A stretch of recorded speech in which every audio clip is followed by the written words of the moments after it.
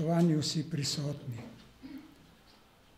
Tudi danes, kot že ničkolikokrat doslej, sta nas v naše srečanje uvedla baritonist Richard Majcen in harmonikar Jernej Pikl, za kar se jim že sedaj zahvaljujem, čeprav jo bomo ob zaključku še enkrat slišali.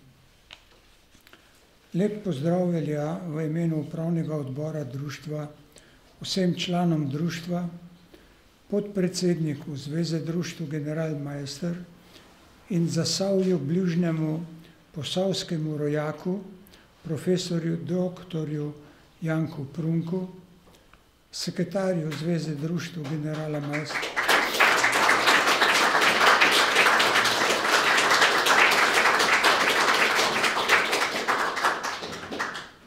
sekretarju Zveze društev Generalmeister Rudolfu Pfeifferju,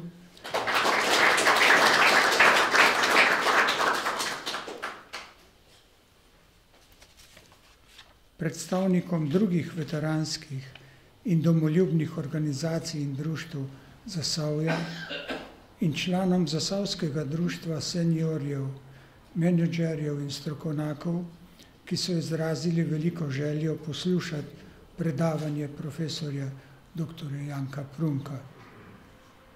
Spoštovani, letos se povsod spominjamo 100-letnice konca Prve svetovne vojne, ene največjih katastrof v vsej človeški zgodovini. Katastrofe, ki so jo povzročili politični voditelji tistega časa, ki niso premogli dovolj razumevanja in modrosti, da bi se izognili vojaškemu spopadu, kakršnega svet do tedaj še ni doživel. Vojna je prizadela milijone evropskih družin in povzročila družbeno razsulo neslutenih razsežnosti. S številnimi proslavami in prireditvami ob spomenikih, ploščah, pomnikih generalu Maestru in njegovim borcem pa se spominjamo tudi junaške akcije generala Maestra v jeseni 1918, ko mu je v manj kot enem mesecu uspelo organizirati vojsko 4000 prostovoljcev, borcev za severno mejo, ki so obranili velik del slovenskega etničnega ozemlja in s tem omogočili nastanek slovenske države dobrih 70 let kasneje.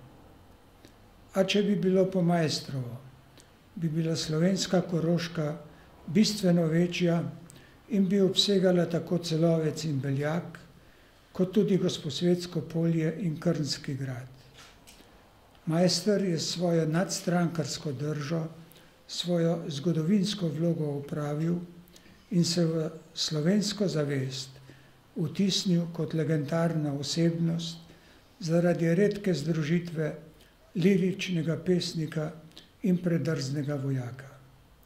Take osebnosti pa so tudi v svetu redke.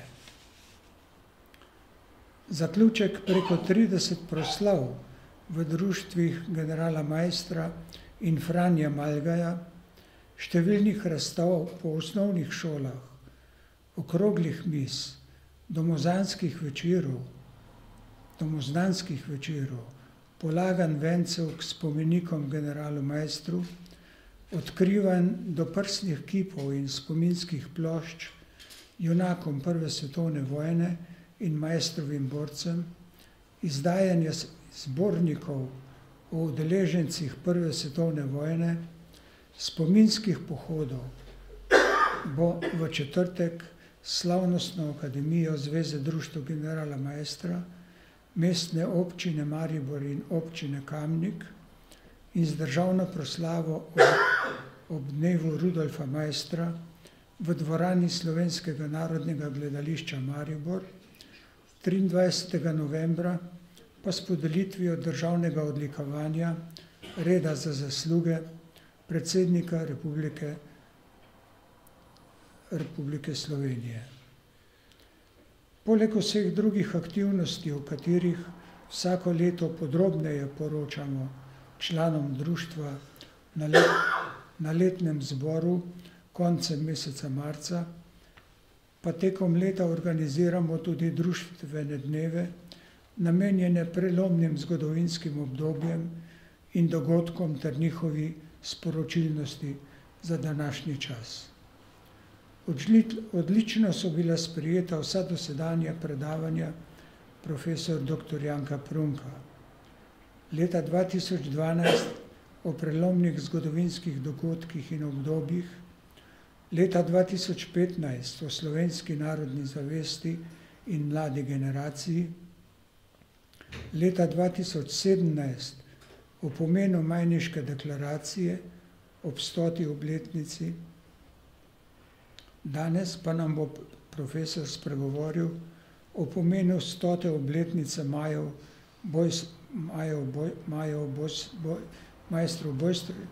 majstrovih borcev za današnji čas.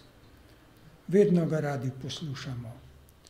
Je eden tistih, ki so odločilno prispevali k procesu vsebinsko širokega in modernega obravnavanja slovenske novejše zgodovine in ki jih ni zapustila mladostna energija. Profesor dr. Janko Prunk je bil od maja 1992 do januarja 1993 tudi minister za Slovence po svetu in narodnostne manjšine v Sloveniji v prvi Drnovškovi vladi. Spoštovani gospod profesor, prosim, da sedaj vi prevzamete besedo in nam spregovorite.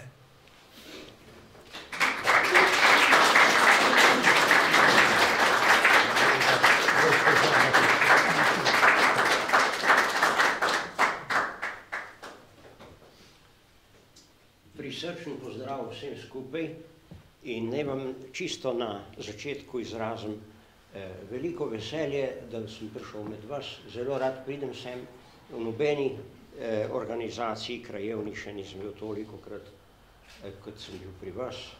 Ste nekako najbolj prijazni, predvsem pa me čisto na začetku lepo štimungo spravi gospod Majcen s svojim lepim petjem, tako da sem zdajle zavezan, torej vaši navzočnosti in njemu, da nekaj lepega povem. Bom videl, jaz se nisem pripravil, da bi govoril čisto tako akademsko, ampak tako med nami kot prijatelj. Boste mi oprostili, da se bom usedel, da bom lažje govoril.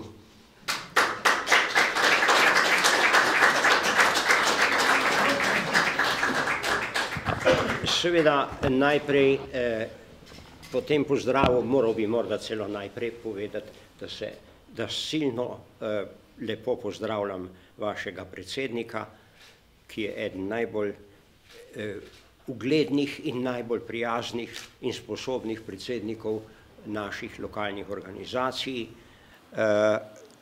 Tudi zaradi tega vaše društvo uživa v javnosti tu pri vas in v okviru zveze eno veliko reputacijo. No, zdaj bi jaz kar prišel k moji tematiki, za katero sem bil naprošen. Takole bi začel. Mi letos praznujemo 3 pomembne dogodke, stoletnico 3 pomembnih dogodkov. En bolj pomemben od drugih. Jaz ne bom zdaj rangiral, kateri je bolj pomemben.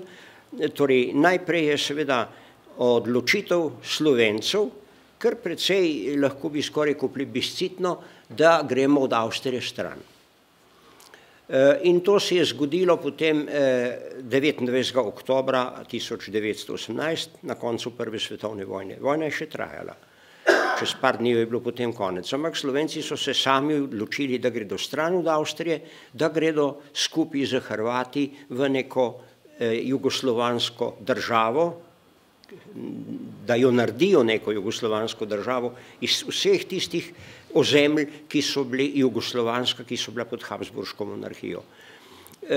To dejanje so takrat Slovenci sami imenovali samoodločba in tudi zelo zanimivo, da je leta 1923, ko se je začelo nacionalno huda nacionalna trenja v Jugoslaviji, da je sekretar komunistične stranke Jugoslavije, nek imeniten srbski politik, pa zelo ugleden znanstvenik, profesor matematike je bil, Sima Marković, to dejanje označil kot slovensko samoodločbo.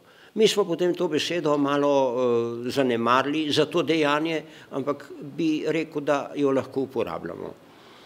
No, to je prvo tako pomembno dejanje. V njem bom še par stvari potem povedal.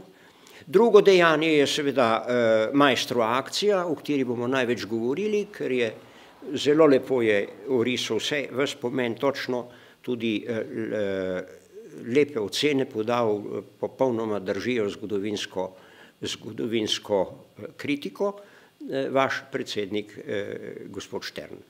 No in tretje dejanje pomembno v tem času je smrt velikega slovenskega pisatelja, pravimo največjega slovenskega pisatelja, ki je za nas dvakrat pomemben.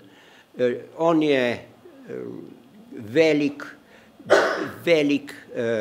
mislec, velik analitik slovenskega narodnega vprašanja, v svojem času nedvomno najbolj kritičen in najbolj poglobljen. In drugo, on je socialni pisec, on se je zavzemal za delovne ljudi, za svobodo človeka, da se človek otrese vseh socialnih in nekih idejnih strahov, za svobodno človekovo osebnost. O tem bi tudi na koncu še nekaj rekel, kaj nam danes Cankar pomeni za današnji čas. Če bi šel zdaj po vrsti par besed o prvi svetovni vojni, ki jo je že gospod Štern označil kot veliko tragedijo človeštva, verjetno res največjo vojaško akcijo, vojaške operacije do tedaj v zgodovini. Danes se dolg časa je bila enostavna oznaka, Nemci so krivi za vojni izbruh, danes zgodovinopisje evropsko to stvar majčkeno relativizira, ne da Nemce vleče, da Nemce upravičuje, ampak pristavlja zraven, da so pravzaprav bile za izbruh prve svetovne vojne krive kar vse velike nacije, vse velike države. Bom na enem primeru povedal. Veste, od konca 19. stoletja je popadlo velike narode strahotna domišljavost, strahoten napuh, strahotna požrešnost, mi smo najboljši, mi imamo zaradi tega, ker smo najboljši na tem ali na drugem področju, imamo pravico, da gospodarimo Evropi ali pa saj velikemu delu Evrope, in tu so bili pravzaprav kar skoraj enako so se izražali. Angleži so rekli, vseeno, wrong, right, prav ali slabo, to, kar dela moja država, je moja država in zato jo branim. Francozi so govorili, mi smo edina nacija, ker smo se zdavnaj osvobodili z francosko revolucijo, drugi vsi so še eni bebčki, še tam živijo v precejšnji pokornosti, mi smo svobodni, svobodoljubni, mi imamo veliko umetnost. Torej, Nemci so govorili, mi smo s svojo gospodarsko močjo, z organizacijskim talentom, z razvojem naše znanosti in seveda z našo najbolj moderno armado smo najboljši v Evropi. In mi se nikogar v Evropi ne bojimo, razen Boga. Bog je pa daleč, zato se mu lahko izognemo. No, skratka, tako je bilo. Italijani so govorili o našem svetem egoizmu. In tudi vsak je zaradi teh svojih prioritet, ki jih je našteval, želel nekaj iztržiti. In to je vodilo v Prvo svetovno vojno, za katero pa danes resni znanstveniki, veste, v Prvi svetovni vojni je zelo veliko napisanega. Namreč to je en tak problem, ki je toliko oddaljen že, da se ga da, če bi rekel, zgodovinsko kritiko, temu jaz rečem, en zgodovinski objektiv, toliko zostriti, da že precej bolj pridemo do nekih objektivnih ocen, ker je stvar končana. čeprav marsikdo še pravi, da še nekatere stvari, ki so se začele s Prvo svetovno vojno, še zmeraj vznemirjajo Evropo. Najbrž tudi res. No, zdaj bi še eno stvar povedal, da boste videli, kako je to izgledalo. Verjetno so bili Nemci najbolj napuhnjeni računajoč na svojo vojsko. Veste, vse sorte, če si človek napuhnjen zaradi tega, ker misli, da je njegov narod najlepši, da ima najlepše pesmi, da ima najlepšo pleh muziko, da ima najboljšo gospodarstvo, to ni tako zelo nevarno. Je nevarno, je seveda upirjeno zoper sosedne narode, ampak hudo je, če se kdo upira na vojsko. Vojska pa pomeni napad, pobijanje nasprotnika, rušenje, uničevanje človeške eksistence. In tu so seveda bili Nemci v tistem trenutku najbolj vojaško razviti, zato govorimo, da je bil v Nemčiji zelo vladal militarizem, vojaški duh.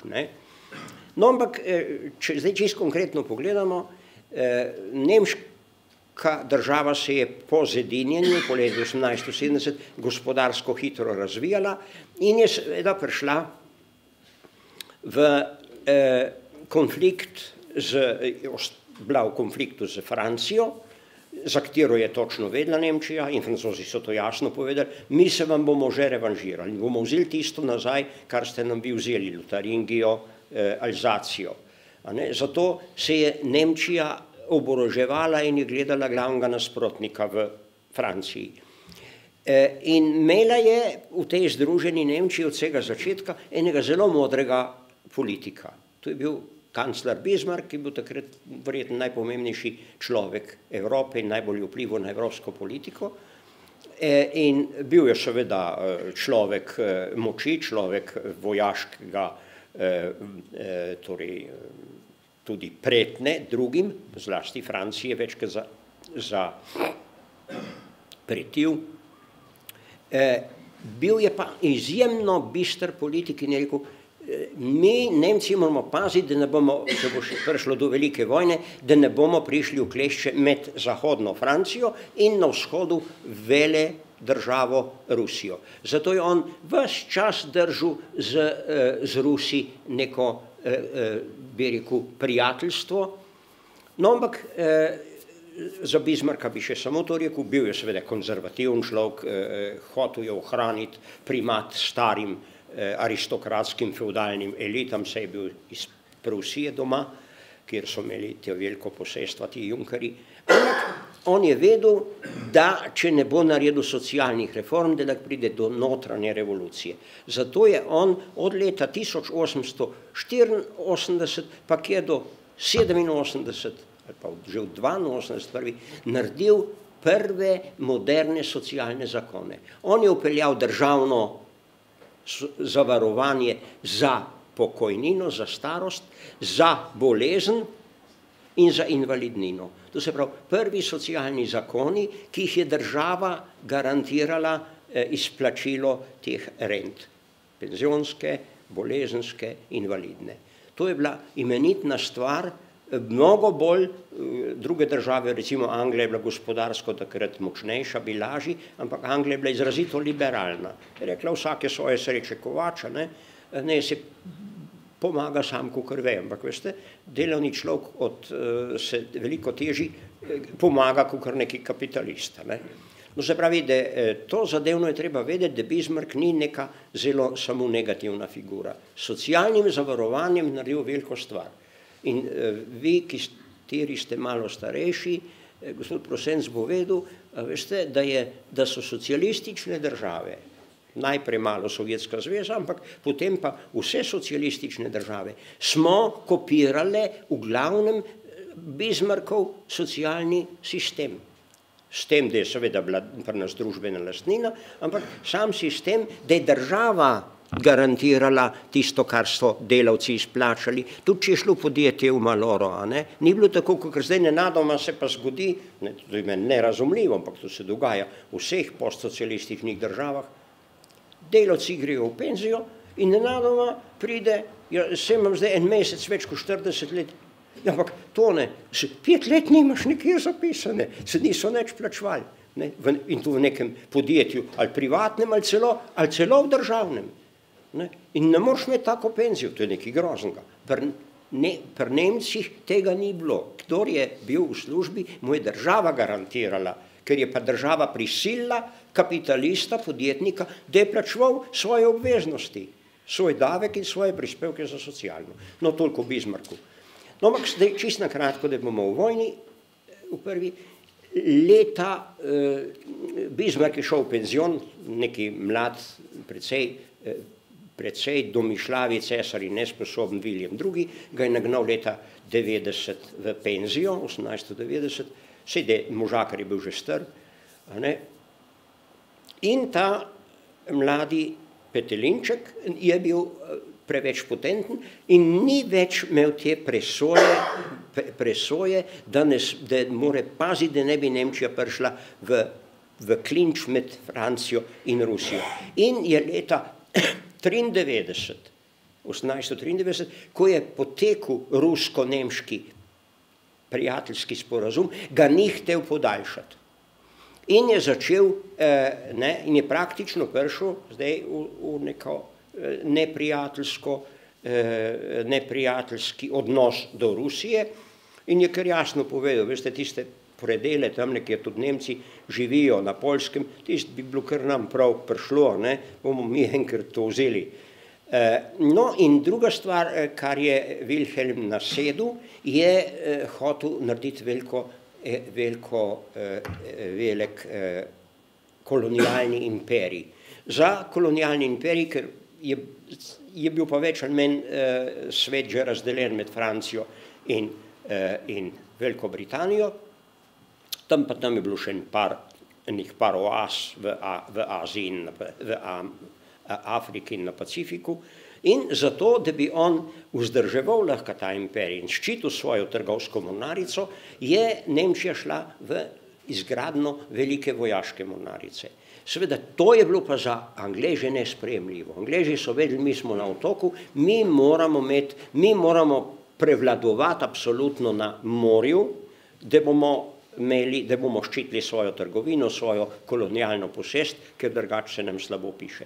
In so večkrat sporočali, vi lahko gradite mornarico samo do te in te tonaže, to se pravi tretjino naše vojne mornarice, ker drugače je to za nas kazus belli, vzrok za vojno,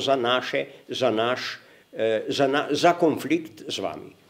Nemci so bili tako domišljavi, pa so to vedeli, kaj Angleži govorijo, se so imeli diplomate tam in jasno, Angleži so tudi jasno pisali. In ta nemška admiraliteta je rekla, mi bomo vse glih naredili tako mornarico, da se nas nobeden ne bo upal napast, če pa bo, jih bo pa dobil zelo po glavi. To se pravi, zdaj vas pa vprašam, tukaj se pol postavlja vprašanje, zdaj kdo je bolj kriv? Nekdo, ki ima monopol in ne pusti nikogar, ki bi prišel zraven, ali drug, ki želi ta monopol okrniti. To je tako, kot bom danes povedal, pa boste morbiti bolj razumeli. Amerikanci pravijo, Iran ne sme imeti atomskega orožja. In bomo vse naredili, tudi zbombardirali ga bomo, ampak atomskega orožja, kako, na kak način ga ne sme, oni ga imajo pa lahko. Po kateri božji in človeški pravici, zapirali so si ga na silo Amerikanci, ta svoj potencial. In tako je bilo približno tudi v tem Anglija, Amerika. In to je bil konflikt. Skratka, ta konflikt je vodil potem do tega, da so se Francozi oziroma Angleži in Francozi leta 1904 pobotali, ki so bili prej skregani in so se tudi celo tam po Afriki kdaj pa kdaj za kakšne velike teritorije spopadali. Zdaj so Angleži vedeli, da edini njihov zaveznik na kontinentu je Francija. Franciji pa tudi šlo to v račun, edini prijatelj, edini zaveznik, s katerim lahko računamo za pomoč, če bi nas Nemci napadli, je Velika Britanija. In tako pride do sklenitve Antante, to se pravi zveze, oni so imenovali srčna zveza Entente Cordiale. No in leta 1907 se potem ta francosko-angleška zveza poveže še z Rusi. Tako pridejo Nemci v klinč, v škripce. No in tako je potem prišlo leta 14 do vojne. Nemci so imeli zelo razvito vojaško strategijo in so rekli, mi bomo Francoze potolkli tako, kot smo jih leta 70. No in so imeli načrt naslednji, da bodo, ko se začne vojna, 3/4 armade, ki je za 10% večja od cele francoske, 3/4 svoje armade vrgli proti Francozom, jih hitro potolkli in na vzhodu pa Ruse zadržvali samo svojo majčkeno armado, računajoč, da se bodo Rusi zelo počas mobilizirali. No in pa išlo je zdaj do dveh nepredvidenih stvari, ta načrt bojevanja na dveh koncih in najprej potolčiti Francijo, potem pa vso silo vreči na vzhod in potolčiti Rusijo, to je naredil načelnik generalštaba nemškega von Schlieffen. Ampak zgodile sta se dve nepredvideni stvari, Francozi so se bolj čvrsto upirali, kot je nemški generalštab predvideval, žrtvovali veliko ljudi in bitke tam na Marni so bile zelo krvave. Mečken so jim pomagali Angleži so poslali 400 000, ker Angleži so imeli čisto mečkeno armado, Angleži so se zanašali na svojo mornarico. No, tako da Nemci niso mogli prisiliti Francijo do kapitulacije in so morali obdržati celo to svojo armado v fronti z Francijo. Na vzhodu je bilo pa drugo presenečenje, Rusi so imeli veliko armado zbrano v Poljski in so praktično v parih dnevih po začetku vojne prodrli v vzhodno Prusijo, v Nemško. In tako da so bili Nemci pravzaprav zelo v težki situaciji. No, potem so le vrgli par divizij še iz zahoda na vzhod in tam so ruski generali zelo narodno strategijo imeli. Do odločilne bitke je prišlo na severu Poljske, ki je bila takrat ruska, in seveda vzhodne Prusije, ki je bila nemška, tam so jezera, Mazurska jezera, in Rusi so razdelili svojo armado, ki je bila 300 000 mož, nasproti je pa stalo in morda 150 ali pa 200 000 Nemcev. Razdelili na dva dela, na severni krak, ki je šel po severu, čez vzhodno Prusijo, pa po južnem delu teh jezer proti Nemčiji. No, Nemci so pa nekako videli, da je zdaj ta ruska fronta, ruska moč razdeljena in so vso svojo armado vrgli na jug in potolkli v 2 dnevih pri Grünwaldu, potolkli na Mazurskih jezerih celo nemško armado, 150 000 pobitih in padlo v ujetništvo. No in glavni poveljnik, general Gromov,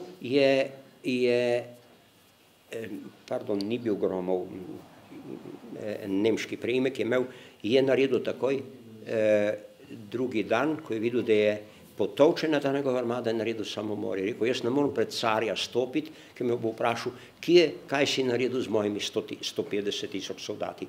To se pravi, Nemci so se rešili iz te zanke, to bitko je izbojeval slavni, niti ni bil prej tako slavni, po tej bitki je potem postal slavni maršal Hindenburg, in to so tudi take mečkene stvari, včasih kaj slučajno, veste, v življenju ne moreš čisto vsega, pa tudi v vojski čisto vsega načrtovati. Pride neka taka stvar, s Hindenburgom je bilo tako, bil je pred vojno načelnik nemškega generalštaba in je bil leta 10 upokojen, starostno. No in ko je začela se Prva svetovna vojna, to je pole v spominih pisal, je rekel, sem se razjokal, celo življenje sem se pripravljal, da bom obračunal z Rusi, ampak zdaj, ko se je začela vojna, sem pa penzionist. In je napisal pismo cesarju, vaše veličanstvo, lepo vas prosim, zopet me aktivirajte, pošljite me v službo, se bom izkazal. No in on je to zmagal pri Mazurskih jezerih naredil. No, skratka, zdaj jaz ne bom šel v detajle, ker bi potem samo v Prvi svetovni vojni govoril in tu najbrž ni za vas vse zanimivo, pa morda kdo od vas celo te stvari, če bere vojaške knjige, celo bolj ve, kot jaz. No, skratka, vojna je potem trajala 4 leta. Na zahodu bi zdaj rekel z eno sintagmo, ki je bila v nemškem časopisju zmeri prisotna, na zahodu niso mogli Nemci prodreti proti Francozom dokončno. So prodrli, vse skupaj, veste, se je fronta gibala približno 150 km, to ni malo, to bi rekel, in je šla ne trikrat gor pa dol. To bi bilo glih čez celo Slovenijo, če bi od Karavank pa je dol noter do Istre. A ne, zdaj, če gre trikrat fronta gor pa dol, a veste, kaj je to porušeno. In tudi tam je bilo v Lotaringiji, pa v Pikardiji, pa Šampanji zelo hudo porušenega in seveda na obeh straneh je tam padlo več kot torej na vsaki strani, na francoski verjetno 3 milijone vojakov, na nemški pa ne 2,5. To je ena najhujša bitka, ker je v enem dnevu padlo enkrat 50 000 francoskih vojakov. To je pa, če si zamislite, koliko je tu bilo, samo morali biti tistih, ki so te mrtve odnesli, pa jih odpeljali nekam. 50 000 mrtvih en dan. Človeških življenj, ki bi lahko vse sorte prispevali pozitivnega. To je vojna, to je ta monstrum vojaški. No, ena zelo huda bitka je bila potem tam leta 16, bitka za Verdun, to je bila ena velika utrdba na vzhodu, severovzhod Francije, mesto Verdun, kjer so se Francozi zelo utrdili, moderno, no in tu so napadali Nemci in pravzaprav bi rekel, bitka je bila neodločna, samo v smrt je šlo nekaj 100 000 ljudi. Nekaj 100 000 ljudi, Francozi niso nikoli zavzeli, čeprav so imeli Nemci niso zavzeli Verduna, čeprav so imeli izrazito premočno artilerijo, ampak tiste trdnave so bile tako debel beton, da jih tudi z topništvom nisi mogel, tisto bi danes razbile samo velike rakete. No, skratka, Verdun je ena tragedija bila, tako da na zahodu, zahodna fronta, ki je bila verjetno za Nemce najbolj krvava in seveda za zahodne druge nasprotnike tudi, tu ni prišlo do odločitve, do konca Prve svetovne vojne, zato je neka, bi rekel, prispodoba, neka metafora, ki so jo Nemci vedno pisali v poročilih, na zahodu nič novega. Ponavadi naša armada se dobro drži, spet je zavzela, ne vem, 15 kilometrov, niso pa povedali, da so se pa prej umaknili. Skratka, tako je bilo. Im Westen nichts Neues, o tem je en čudovit roman slavnega nemškega pisatelja Remarka. To je za prebrati, ker je tudi sam bil tam. No, seveda, na vzhodu je pa bojevanje popolnoma drugačno. Na vzhodu je pa Nemčija potem le nekaj sil prestavila iz zahoda v Rusijo in Rusi so se držali eno celo leto zelo korajžno, zelo dobro, ampak kaj se je zgodilo? V Rusiji je začela primanjkovati oborožitev. Rusija ni imela take oborožitvene industrije, ni imela, tako da je nazadnje bilo tako daleč, tako nerodno, da je bilo od vojakov, ki so šli na fronto, vsak ta tretji ruski vojak imel puško, in je čakal, da bo njegov soborc padel, da bo ta hiter puško vzel. No, in čeprav Rusi so imeli tudi moderno oborožitev, ampak malo, oni so jo dobili od leta 7, potem od 9, od Francozov, odlično topništvo, ampak pol je bila malo ta šlamparija. Tako da v Rusiji na vzhodni fronti je prihajalo do velikanskih manevrov, do velikanskih premikov fronte.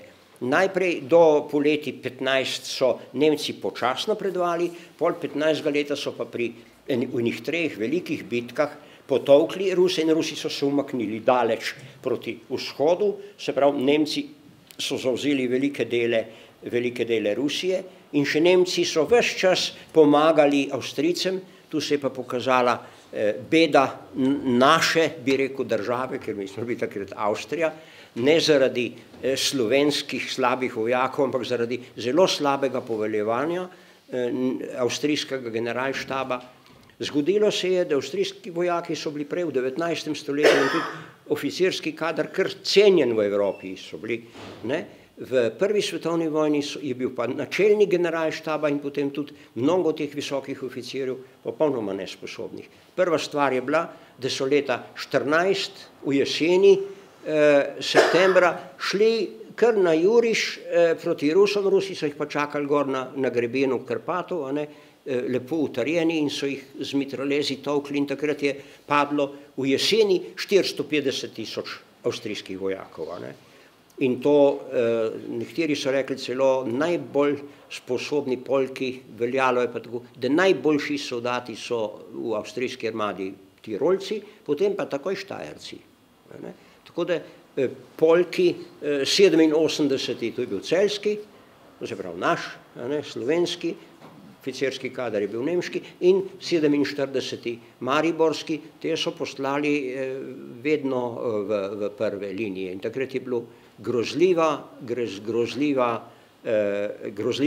krvoprelitje in danes se vidi, danes je tu izračunano, koliko je Slovencev padlo, vojakov v prvi svetovni vojni, a veste, da gre številka, si zamislite, 28.000. 28.000 slovenskih fantov in mož pade za njegovega presvetlega cesarja, ki nam ni nič dal. To ni bila naša vojna, ampak tako se je, taka tragedija.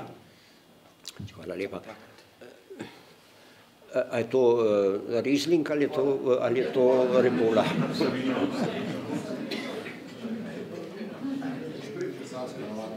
No, v Rusiji potem tudi do odločilnega poloma fronte ne pride,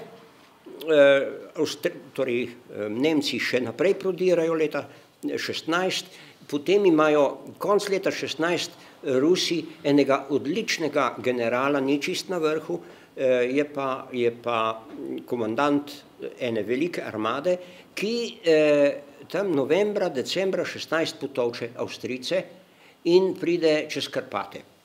Pride čez Karpate v Panonsko nižino. To je general Brusilov, ampak zopet mu zmanjka streliva. Hitro pridejo na pomoč Nemci z enimi 3 divizijami, ga ustavijo, ampak kaj to povzroči? Rusija se pokaže čist izčrpana in februarja 17 v Rusiji izbruhne revolucija. Tista ta prva, vse ljudska, meščanska, ne še bolševiška, in Rusi zdaj naredijo eno veliko napako. Ljudstvo v Rusiji je sito vojne in hoče mir. Parola je takrat ruski kmet. Mir pa zemljo, da dobim gararno reformo. To mi naredite. In rusko vodstvo, ki bi sicer, če bi bilo malo pametno, bi na to pristalo. Ampak tu zdaj že niso več carski gospodje in feudalci, tu je zdaj meščanski razred. Buržoazija, ki pa ima predstave, da mora zmagati v vojni, da mora ne vem kaj osvojiti.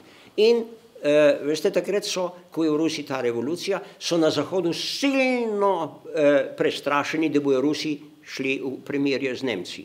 In zato jim obljubljajo vse sorte in Rusi vedno postavijo kaj. Ja, bomo ostali, če dobimo Bospor pa Dardanele, da bomo imeli izhod na odprto morje. Ampak, veste, kaj jim rečejo? Ja, boste dobili na konc vojne, ampak sami si vzemite to, ne bomo nasprotovali, rečejo zahodnaki. Seveda Rusi niso nikoli prišli v to pozicijo, da bi do tega prišli. In so ostali v vojni. No in seveda, Rusija je tako izčrpana in tako nezadovoljstvo in to štimungo izrabijo potem bolševiki, kot ena mečkena stranka, edini, ki niso hteli nič več, so rekli, vsa ta politika do zdaj je skorumpirana, nesposobna, mi bomo pa takoj naredili mir in dali zemljo tistemu, ki obdeluje, zemljo kmetom.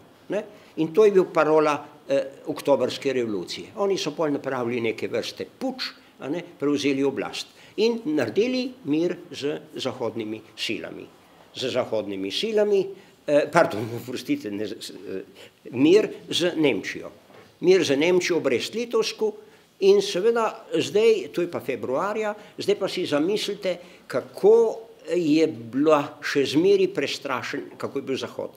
Rusi so, torej Nemci so zdaj neki divizij odpeljali lahko na zahod. Ne pa vseh, ker so oni zasedali tako velik del ruskega ozemlja, da so tam morali imeti svoje sile, da so držali to rusko maso prebivalstva v nekem pokornosti, v miru. To je bil njihov velik handicap. Oni so imeli tam 50 divizij, in so mislili, bomo jih vrgli vse na zahod, in če bi to naredili, bi morda marca še potolkli zahod. Ampak so držali tam, več kot pol divizij so pustili in s temi, kar so poslali na zahod, je bilo premalo. Ker marca 18 je bilo pa že na zahodni fronti ogromno ameriških vojakov. Do aprila 1918 je Amerika poslala na evropsko bojišče 820,000 vojakov, ki so bili vsi frišni, neizčrpani, z modernim orožjem in potem ni bilo več nobene možnosti. Edina stvar, ki jo je Nemčija uspela in Avstrija, je bilo novembra bitka pri Kobaridu, 17. leta, neki tudi s temi silami, ki so prišli iz Rusije, kjer so nažgali Avstrijci in Italijane, čisti jih vrgli do pijave in bi gnali še naprej, če ne bi prišla francoska in angleška armada na pomoč. To je bil edini uspeh, no in tu bi zdaj seveda, zdaj bom samo še dve stvari, pa bom končal z vojno, ki se pa tičijo nas. Jaz sem zdaj naredil tak velik kroki teh front, malo me je zapeljalo, prostite. Slovenci smo se borili zase edino na tej zahodni fronti, na tako imenovani Soški fronti. Seveda smo se borili za cesarja, za Avstrijo, ampak tudi velik del slovenskih ljudi, ki je bil tam, je vedel, da se bori za obrambo Slovenije, da ne bi Italijani te dežele vzeli primorske. Ker Slovence je med vojno čakala strašanska usoda. Dve stvari sta bili zoper Slovence upirjeni.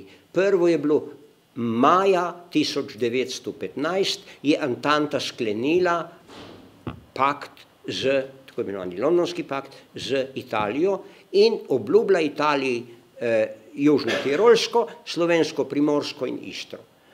In tu, zato so na to fronto, Avstrijci bili tako pametni, poslali zelo veliko Jugoslovanov, torej Slovencev, Dalmatincev, Bosancev, ki so se tam zelo dobro borili. Zlasti za Celjski polk je znano, da so tam na Škambrijelu enkrat ga zavzeli en dan Italijani po hudi kanonadi, in tisti greben je branil en polk Dalmatincev, ki bo že zelo zmučen in zelo veliko škodo utrpel in se je umaknil in so poslali Celjski polk in je vrgel nazaj Italijane.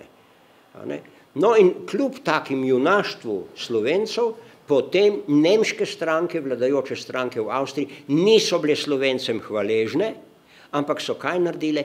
Točno eno leto po tem londonskem paktu med Antanto in Italijo, so nemške stranke v Avstriji, ki so pa bile vladajoče, ki so imeli edino besedo in odločale, so kaj naredile?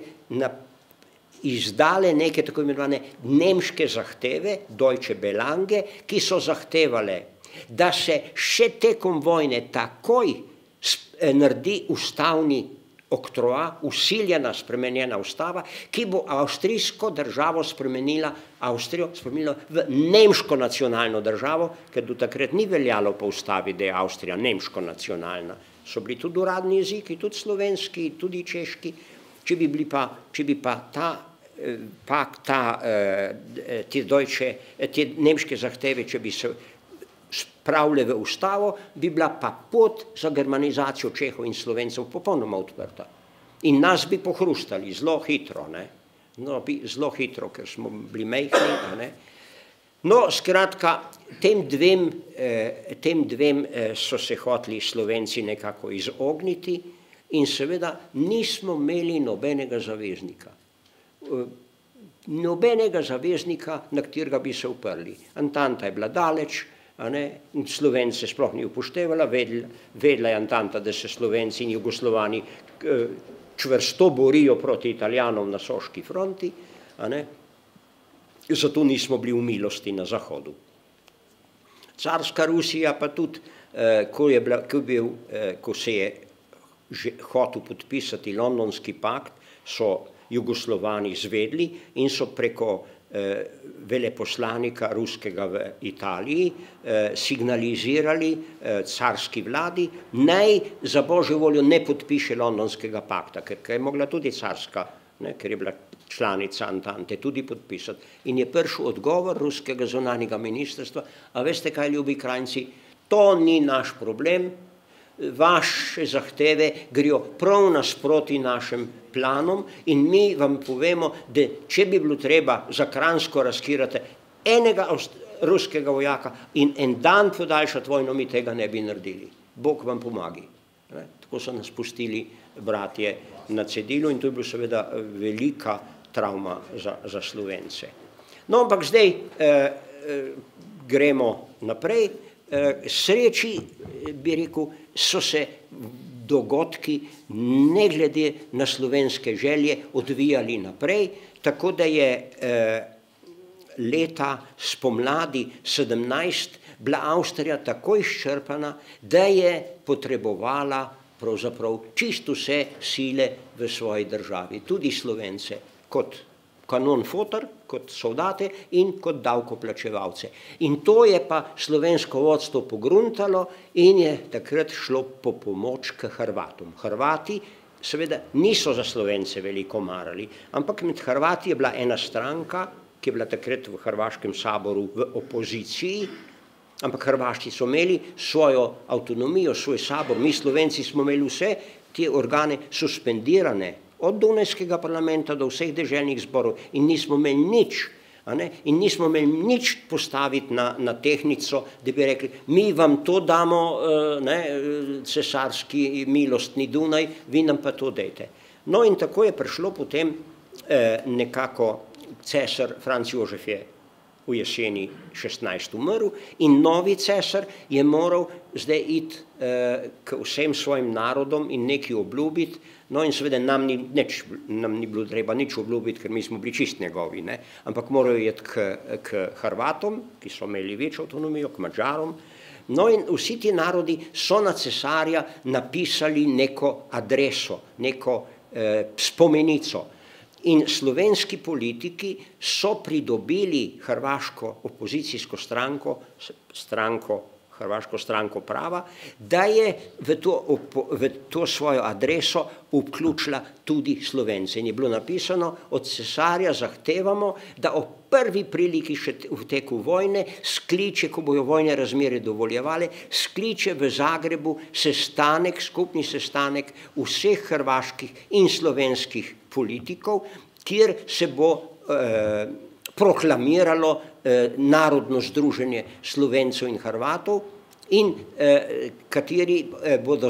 ki bo zahtevalo subdržavni status, to se pravi visoko avtonomijo.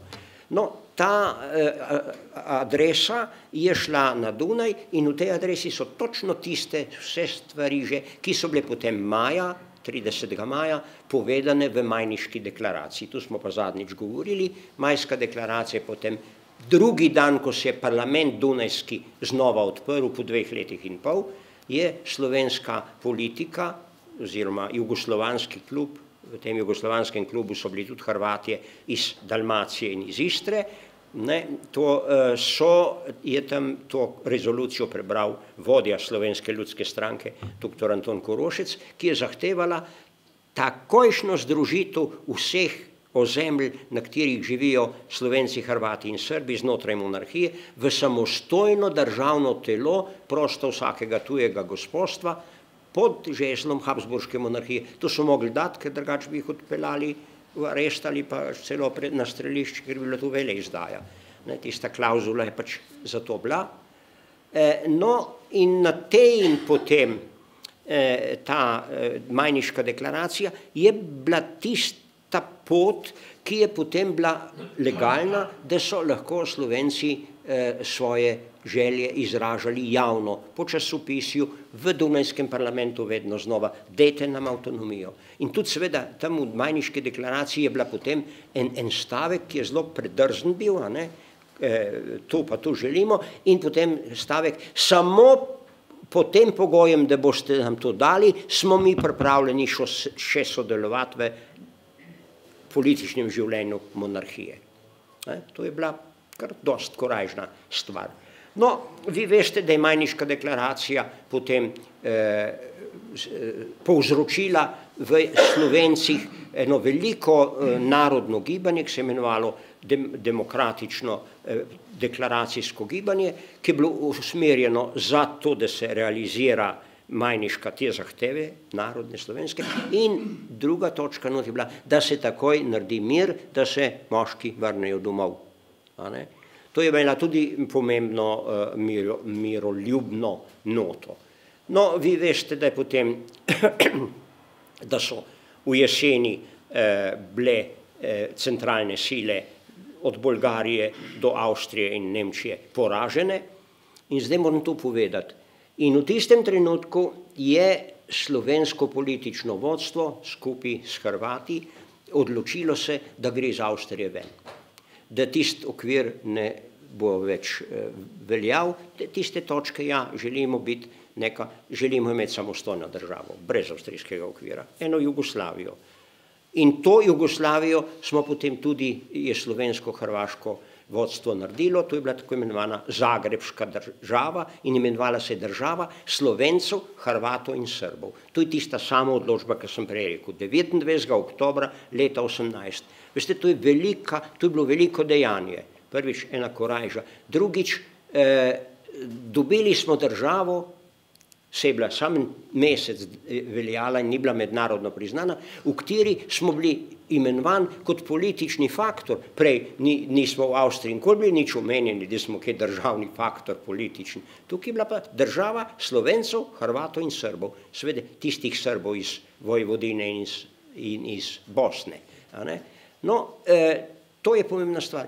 In zdaj vam bom povedal oceno, tudi nisem včasih vedel, ampak zdaj pa tako, ko že ste na stara leta človek vse sorte nazaj grunta, pa nekako skozi svoj filter spusti vse tisto, kar že ve, pa reče, orduš, ja pa ko se nisem prej tega spomnil, ne? Veste, taka je ta naša stroka. Na stara leta, če nisi čistko sklerotičen, si za to stroko dober. Tukaj ta stroka ni taka, kot kirurgija, zlasti ne mikrokirurgija. Tam gospoda kolega je pri 65 penzionirajo. Reče, vse si bil res dober, ampak veš kaj, en mečken nek še priš, ampak tako deleč boš gledal, pa mečken boš kaj rekel, skalpel bo pa držal tone. No, skratka, nam se to kljub vsem bistrosti in dobrim načrtom ne bi posrečilo, nikoli ne bi mogli iz Avstrije ven, če ne bi bilo v prvi svetovni vojni nemštvo v celoti, se pravi nemštvo v Nemčiji in nemštvo v Avstriji vojaško potolčeno. In tako oslabljeno, da niso mogli nas več držati noter. Ker oni so zmeraj rekli, Slovencev pa nadamo ven, ker Slovenci so na poti do Trsta. To teritorij moramo mi imeti, ker Trst je za nas življenjsko važen. Mi želimo imeti eno južno pristanišče. No, tako smo se mi zmazali ven, bi rekel, ne samo po svoji zaslugi, kaj mi tako mečkeni, ampak po svoji volji, nihče nas ni metel, mi bi se leta 18 lahko mirno obdržali v Avstriji, ampak smo se deklarirali, smo šli ven. No, zdaj je bila ta narodno samoodločba narejena, ampak zdaj seveda, to je bilo lepo deklarirano, v Ljubljani je bila velika manifestacija, 25.000 ljudi, tako veliko, kot nikdar prej in vse do leta 1991, ko smo razglasili samostojno državo. Takega števila ljudi ni bilo v Ljubljani na nekem zborovanju. No, zdaj je pa treba povedati tako. Vse to bi bilo tudi premalo, če ne bi bilo in ne bi dobili Slovenijo tako, kakršno smo imeli. Ker Nemci, Štajerski in Koroški absolutno niso hoteli pustiti neko zedinjeno Slovenijo ven. Se pravi, takrat je bilo 29. je ta proglas države Slovencev, Hrvatov in Srbov in je prav v deklaraciji, mi s tem prekinjamo, prelamljamo tisočletno nemško gospodstvo, mi se osvobajamo, mi gremo skupaj v državo z bratskimi Hrvati in Srbi. Veste, neko lep program je treba tudi dejaniti z neko močjo. In tu pa pride generalmajster. Generalmajster je bil tisti, oziroma v tistem trenutku, ki je začel delati, je bil šele major, tisti človek, ki je vedel, v tem trenutku moramo nastopiti z vojsko, moramo nastopiti z oboroženo silo, ker v Mariboru so se takoj po 29. oktobru začele velike demonstracije nemštva, Nemcev in v Mariboru, vi veste, da je bil Maribor po štetju prebivalstva, je imel leta 10 imel 76% Nemcev, ki niso bili čist Nemci, so bili razni Pepiti pa Francelni tam iz podeželja, pa so bili nekaj časa v Mariboru in rubrika pri štetju prebivalstva je bila Umgangssprache, to se pravi občevalni jezik. In zdaj so ga vprašali, ja Pepi, kako pa ti govoriš? Niso mu rekli Muttersprache, ne? Kako govoriš ti v gostilni, ki si gelnar? Kako govoriš ti, če greš v trgovino? Kako govoriš, če si ksel v trgovini z ženskami? Ja, in tam je vsak rekel, ja, Deutsch freilich, ne? To se pravi, in zdaj je rekel, ja, moj občevalni jezik je nemški. No, tako da je ta številka, veste, ni realna, ne? Ampak vseh najbrž polovico prebivalstva Maribora je pa bilo nemško. Ampak kompletno ozadje Maribora, podeželje okolje je bilo slovensko. No, in zato, če ne bi bilo Maistrove akcije, bi mi ne dobili Maribora in potem si zamislite, nič, kar je severno od Maribora, to je še kaj gor do Šentilja, in celo Slovenske Gorice bi ostale pod Avstrijo. Maister je to 1. novembra napravil zelo korajžno, če si mislite, v Mariboru je bilo takrat ogromno vojaštva, ki je iz italijanske fronte se vozilo domov, v Avstrijo, na Češko, in je bil tu en velik štab, kjer je bilo njih 5 polkovnikov nemških. In dopoldne je Maister šel z enimi parimi vojaki, ker je imel samo čin majorja, kot avstrijski major, zaledne vojske, ampak v službi, in je rekel, fantje, takole vam povem, razglašam Maribor za jugoslovansko posest in prevzemam vojaško komando nad Mariborom in okolico. In tam je bil neki polkovnik Holi, pa rekel, čakaj, ti mečkaj preveč šnopsovega čaja popil danes zjutraj, kaj pa ti govoriš? Je rekel, fant, jaz se čist neč nahecam. In mende so, je rekel, repetirajte puške, in pred Puškino cevijo so se pa tudi gospodje pokakali, in so dali ključe od blagajn, od vsega tega v tistem trenutku, čeprav so, mislim, to ne bo trajalo, No in potem je, veste, da je potem so bile pa stalne demonstracije v naslednjih dneh in v Mariboru je bilo tako, sreči, da je bilo v Mariboru nekaj politikov, ki so rekli, ja, mi moramo Maistra podpreti. V Ljubljani so rekli, nič prehitevati, se bomo mi dobili vse, ker smo tako pridni pa lušni, nam bomo na mirovni konferenci na miren način vse dobili. In če bi bili tudi v Mariboru, no, ampak v Mariboru je bil že ene 5 dni je obstajal Narodni svet za Štajersko, na čelu je bil neki doktor Vrstovšek, profesor klasične filologije, pa en pravnik doktor Rosina, pa še nekateri drugi, torej zvesti, bi rekel, slovenski patrioti in tudi dosti korajžni in brihtni, in so takoj tisto popoldne sklicali Narodni svet 1. novembra in dali Maistru čin generala. In mu takoj naredili palete, da je drug dan šel se spet pogovarjati, zdaj pa že kot general. Fantje, polkovniki, salutirajte mi, No in je rekel, garantiram, da se boste čisto vsi mirno umaknili v Avstrijo. Nobenega ropanja ne bo, preskrbljeni boste, na vlak boste šli, jaz bom pa straže postavil. No in potem je naslednji, zdaj pridemo pa do tega, zakaj imamo dan generala Maistra 22. 23. Potem je pa izvedel mobilizacijo od 6. do 9. novembra in temu rečemo, in je zbral te prostovoljce, ne čisto vse naenkrat, ampak pol na zadnjih je bilo kar 4000, ki so imeli svoje orožje, neki celo topništvo so imeli, razne čete, konjeniško četo, artilerijski bataljon, se pravi, neki vojske je bilo, ampak v Mariboru je bilo še zmeraj zelo veliko vojaštva in predvsem Maribor je, nemško vojaštvo je oborožilo mariborsko civilno prebivalstvo, mariborsko delavstvo, tako kot je jugoslovanska vojska oborožila civile v Bosni v tej zadnji grozni vojni. A veste? No in ti so začeli demonstrirati tam, mi želimo k republiki Nemški Avstriji, ker je bila pa že Nemška republika ustanovljena, ker leta 4.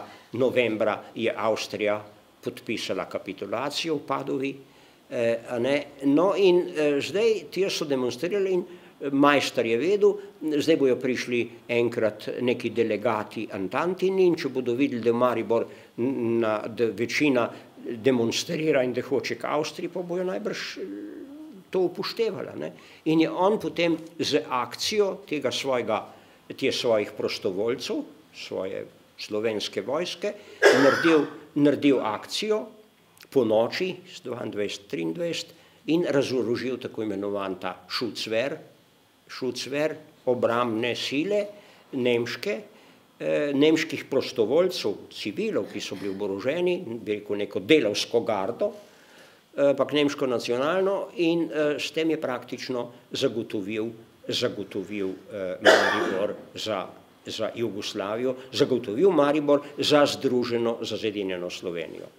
Zdaj je prišlo pa naslednja stvar še, poslal je potem vojsko na tisto mejo, kjer je danes za Avstrijo, tam pri Šentilju. In potem je se začel pogajati z avstrijskim polkovnikom Passijem, ki je bil komandant tega, za razmejitveno črto. In Passij je to podpisal, iz Ljubljane so pa prihajale kar naprej befeli, ukazi majstru, naj ne počne tega, da mi bomo šli še velik del naprej.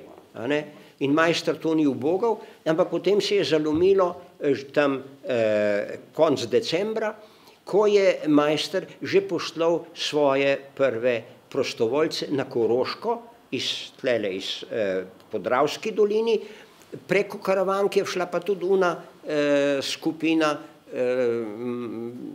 tržiških borcev, major Lavrič. No in takrat so Avstrijci, avstrijska vlada, je bila že socialdemokratska republika, sporočila v Ljubljano, narodni vladi v Ljubljano, mi smo pripravljeni sprejeti mejo na Dravi. To se pravi, cela Podjuna bi lahko bila slovenska.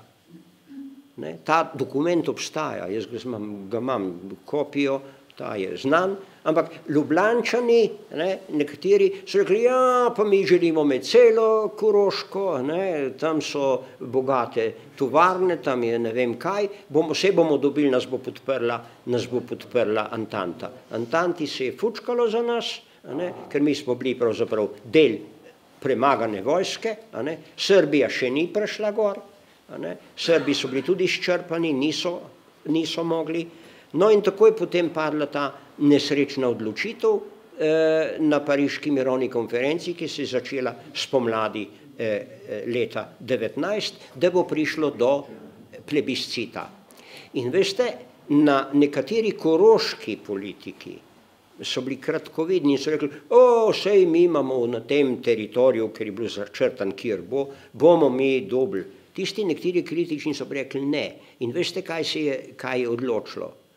Na Koroškem narodna zavest pri Slovencih ni bila tako velika, kot je bila na Krajnskem, kot je bila recimo pri Primorcih. Pri Primorcih so bili veliko bolj nacionalno zavedni. Tam je bilo pa to, a veste, toliko premešano z nemštvom in nemštvo je bilo tam vladajoče in ti bogi koroški kmetje niso imeli slovenskih šol na ta način, kot na spodnjem Štajerskem, na Krajnskem. In veste, kaj je bilo? preprosti kmet je rekel, ja, če bom zdaj jaz šel v Jugoslavijo, kako bom pa jaz dol hodil na Kranjsko preko Karavank? Jaz zdaj vozim vse svojo živino, svojo repo, svoj krompir, dol v Celovcu, Velikovc, tu je moj teren, tukaj je moja ekonomska eksistenca. No in tako je pravzaprav prišlo potem do plebiscita, ki so v Ljubljani začeli počasi, predno je prišla odločitev v Parizu, začeli zelo se umikati iz tega koncepta, da bi bil plebiscit, nasprotovati plebiscitu.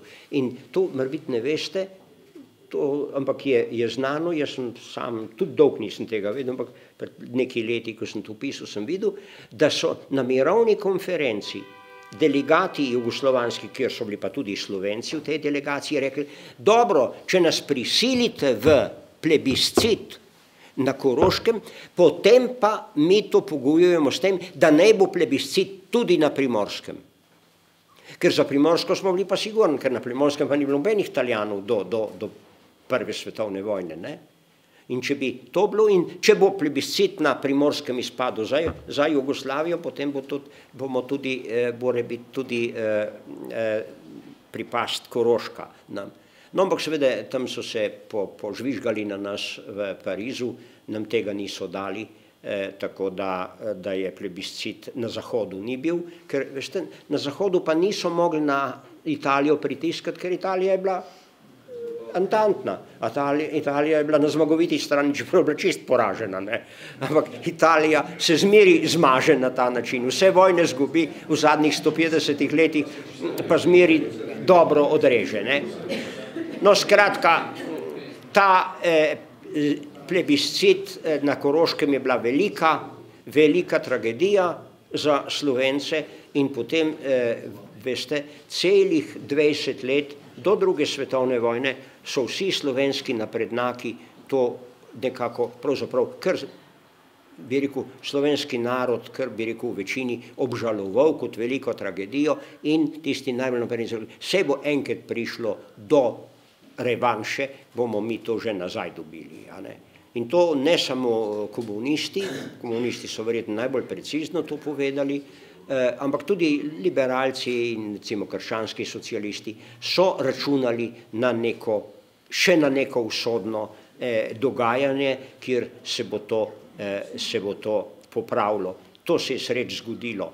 To se je sreč zgodilo v drugi svetovni vojni, ki je po en stran velika tragedija zaradi okupacije, zaradi našega medsebojnega obračuna, ampak po drugi strani pa tudi nek popravni izpit, ki smo ga nekako dobro prestali in potegnili ven eno srečno, bi rekel, dejanje, da smo osvobodili celo Primorsko, ker zamislite, kakšni bi bili brez, tako kot smo bili v stari Jugoslaviji, mečkeni, še manj teže imeli, ne bi imeli pristanišča in tako naprej. No, skratka, zdaj bi zaključil z Maestrom tudi, kar je, ne bom nič zdaj še enkrat ponavljal, vse, kar je rekel kolega Štern, je čisto drži. Maester je velik človek, pravi človek na pravem mestu ob pravem času, bi lahko rekel. Človek, ki je bil vojak, šolan vojak, korajžen, ki je bil tudi pesniška duša, ima nekaj lepih pesmi, tudi slikal je, skratka en imeniten slovenski kulturnik, in tu se zelo težko združi, da en človek vojak, ima druge preokupacije, da je tako tudi kulturno, narodno zaveden in občutljiv. Tako da je prav, da smo mu hvaležni, da ga imamo v lepem spominu, da smo se danes tule zbrali. In zdaj vas že zelo zmatral, ampak dovolite mi še 5 minut še o Cankarju nekaj reči. A je še tist na traku, še prostor? No, glejte, Cankarja sem prej omenil, vi ga vsi poznate, ker je slovensko šolo delal, se tam nismo ga niti mogli razumeti veliko, ker je pisal zelo težko prozo, čeprav lepo, čeprav je v mladih letih pisal lepe pesmi, njegova erotika je lepa poezija, za tisti čas modernistična, erotična, potem je pa šel na epiko, to se pravi je na prozo in je pisal novele, mojster novel, pisal tudi nekaj romanov in seveda drame. On je mojster drame, mojster novel, kdor ne pozna Za narodov blagor, Hlapci, Pohujšanje v dolini Šentflorjanski, to so klasična dela slovenske literature. In seveda pomemben je zaradi tega, kako je bil socialno čuteč človek. Če ne druga, poznate njegovo novelo, povest Hlapec Jernej in njegova pravica. Tam je pravzaprav, on ni dal veliko na te razne ideološke, na marksizem pa to, ampak na spontano človekovo čustvo za pravičnost, tega Hlapca Jerneja ponižujejo in potem na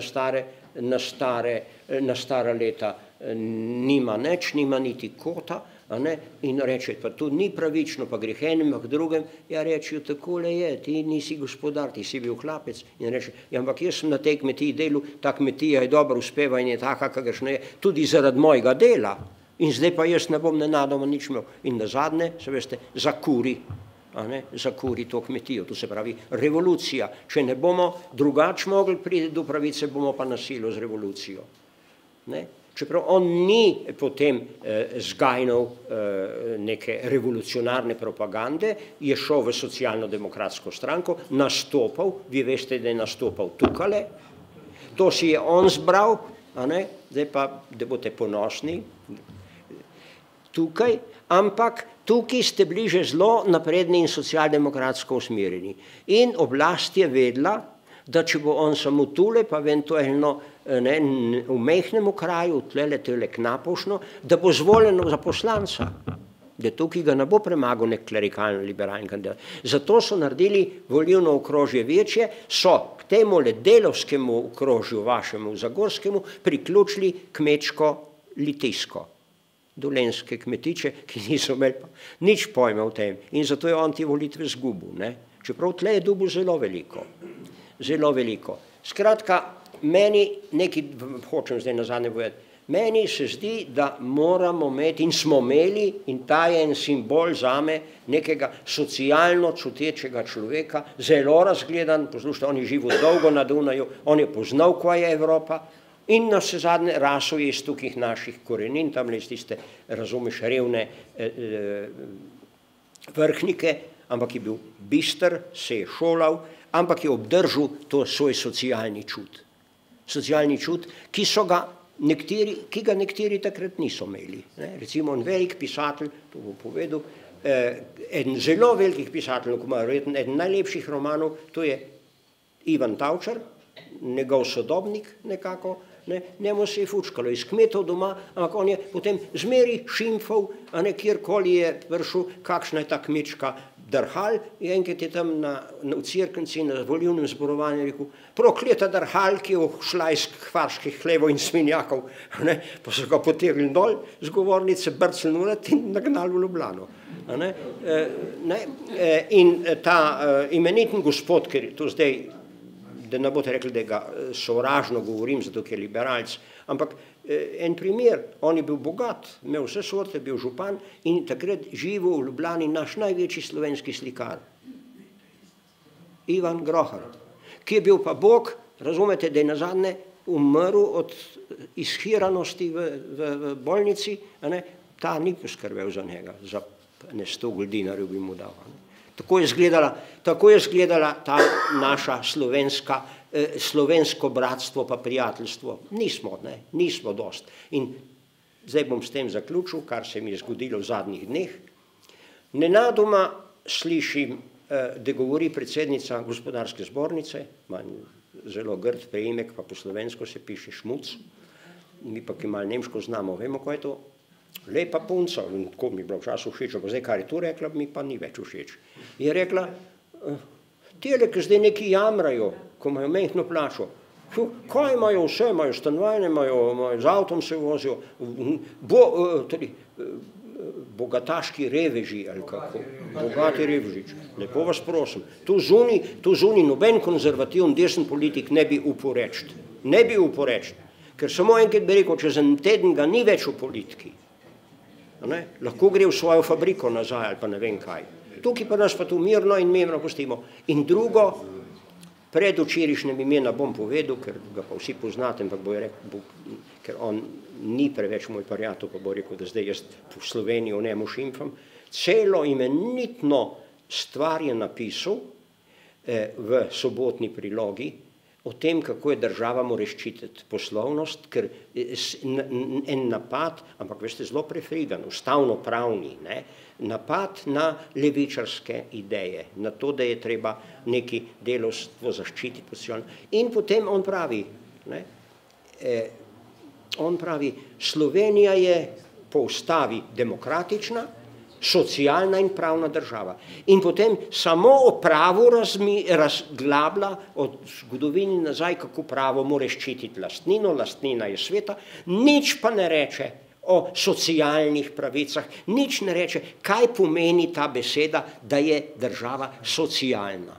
Mi pa vemo, kaj je, da je socialna, da tudi za bogega, ki se ne znajde ali ki ima slabo kvalifikacijo, mora država poskrbeti, da živi človeka vredno, dostojno življenje. No, to bi rekel v tem trenutku, to je, ne bi bil nauk, ne bi bil naš spomin in naš dolg Ivanu Cankarju, da se kdaj spomnimo tudi na socialo, ker nikdar ne bodo vsi ljudje enako sposobni, enako uspešni, enako bogati, enako prodorni, enako prefrigani za dobiček, ampak vsi bodo ljudje in vsi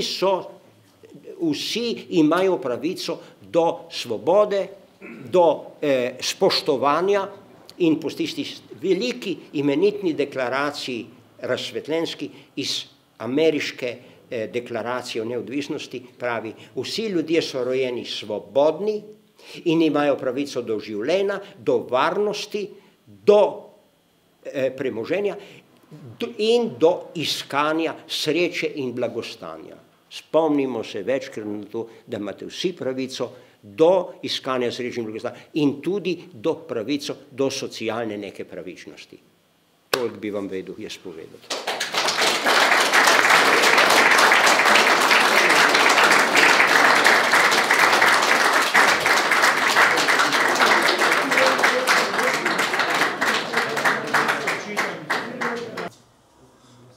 Tole večino ljudi, kar poznam, mogoče pa kdo ne ve, da je res v teh prostorih se govorilo o Hlapcu Jerneju in mislim, če gre prav, je pa danes prav, da slišimo njegov Oče naš. Če dovolite, profesor. Oče naš bo povedal.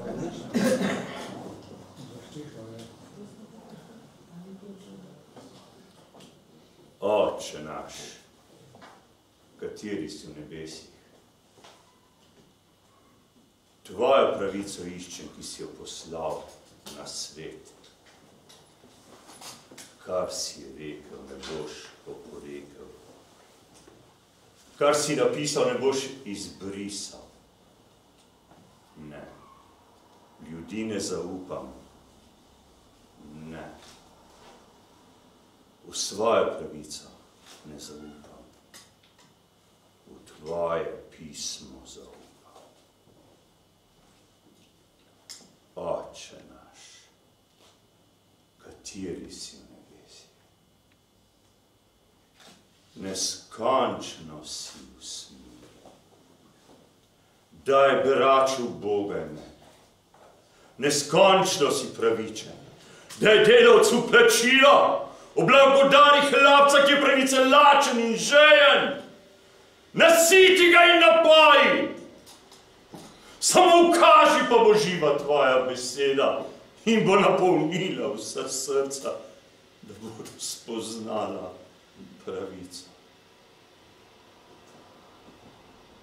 Oče naš, kateri si v nebesi? skušaj jih predolgo. Dotakni se s prstom njih oči, da bodo čudežno izpregledali. In tudi svojega hlapca ne skušaj predolgo, ker je potrd in slab. Ker je potrd in slab od bridkosti.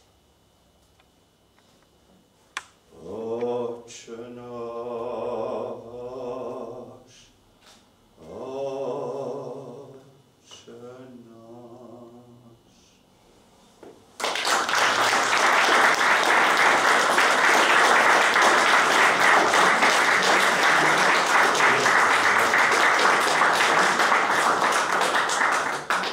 Smem nekaj reči, če imate kakšne vprašanja, bom enkrat prišel drugič, ampak danes je bilo s telem tako lepo zaključen ta večer, da bi jaz prosil, da ga s tem zaključimo in da mičken tele misli, kar so bili zdaj na zadnje izrečeni in kar je zrecitiral gospod Majcen, nesete s sabo domov.